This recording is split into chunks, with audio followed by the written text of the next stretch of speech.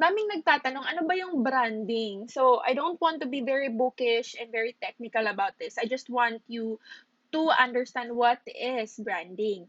So, branding, guys, is, let's just say, if tao ka, it's your personality or your attitude and how you make others feel about you. So, for example, if ako ay isang brand and pumasok ako sa isang room full of other people, ano yung mafe-feel nila pag nakita nila ako? Ano yung mafe-feel nila pag narinig yung pangalan ko? So, that's branding. So, for example, I go inside the room and kahit sa group natin, let's say sa Facebook group natin, I go inside or comment something and you read my name, Catch Me Digital. Ano yung papasok sa utak nyo? You'd say, oh, she's someone in the digital marketing industry. Or shall I say, she's a teacher. She's someone who helps aspiring freelancers. So, yun yung parang branding ko. Yun yung dating ko sa inyo. One another example of branding is Apple products. That's very common kasi pag you see someone using an iPhone or you see someone holding an iPhone, ano yung dating sa inyo? So, yan yung branding. Another example for branding is Nike. Di ba? When you think of Nike, you think of shoes right away. You think of outdoor. You think of something adventurous or exercise, di ba? So, that's one thing. That's branding na parang pag pag pag narinig mo yung brand, what usually goes into your mind? So, branding is not just about kung ano yung pumapasok sa isip nila when they hear your name or your brand. It's also about how you make them feel when they are wearing your brand. So, for example, let's just say Starbucks. Pag nagsi-Starbucks ka, ano yung nafe-feel mo? Ano yung emotion na feel mo?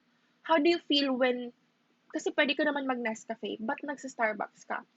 Probably because you want to feel like empowered because you can afford a coffee, or you feel like a CEO kasi you have that coffee kunwari, and then you're running to your office like a CEO or like the ones in the movies. So it inspires you, the CEO vibe or the corporate world vibe, diba? So how do you feel when you actually use that product or drink Starbucks, diba? And here's another one funny example for branding.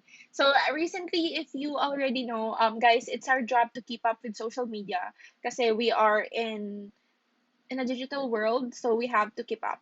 So if you are familiar with the word marites, 'di ba? They refer to it as someone parang chismosa or like always nagchichismis. So that's one thing. When you hear the word marites, ano yung pumapasok sa utak nyo?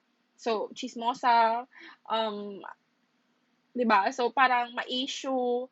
So, that's a very good branding, yung ginawa nila kay Marites. Na parang, na-stereotype na yung mga names na Marites. Kasi when they hear the word Marites, it's automatically connected to chismis.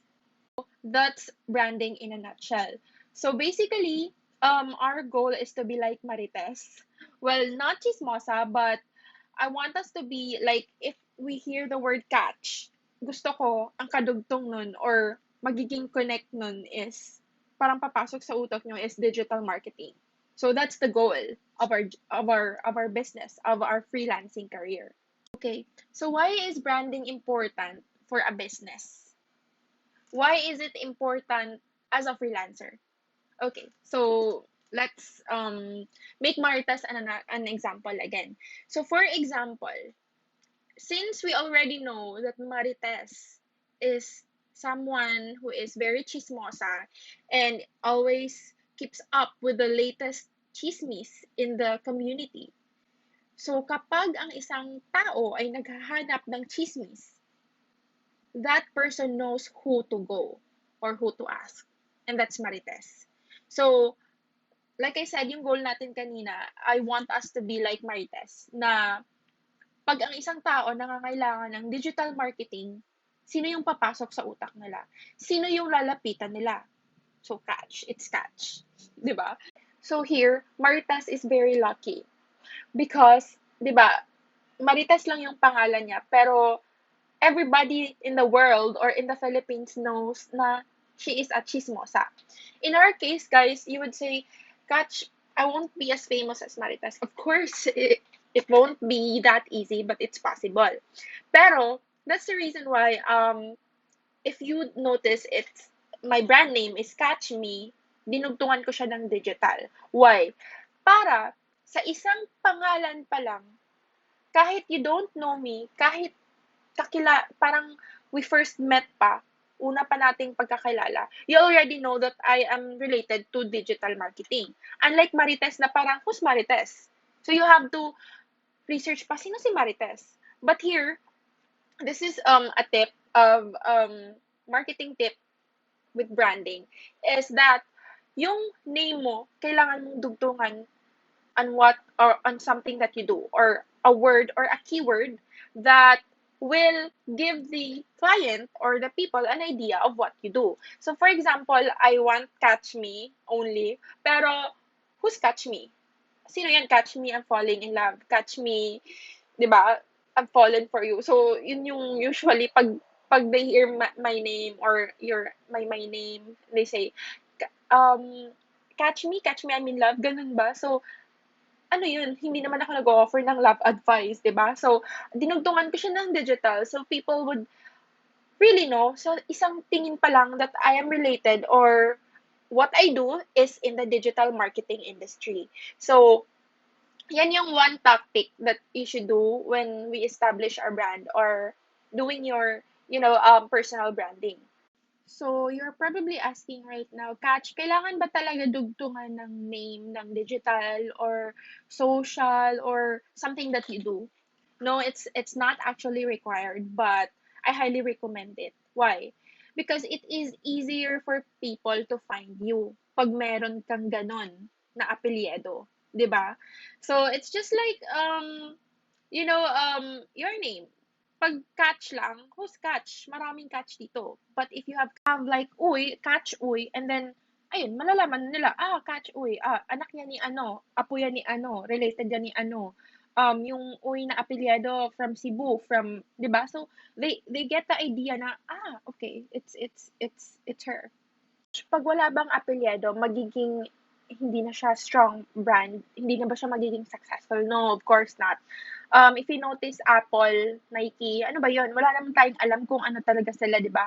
Like, for example, Apple. Um, you see and you heard the word apple. So, you'll probably think, is this a grocery store? Is this a fruit stand? Is this a fruit brand? Is this, di ba? Kasi apple parang fruit siya. So, you'll think of something food. Kasi nga, fruit. So, and then when you find out pala na it's a technology brand, or it's a gadget brand. So, ang layo.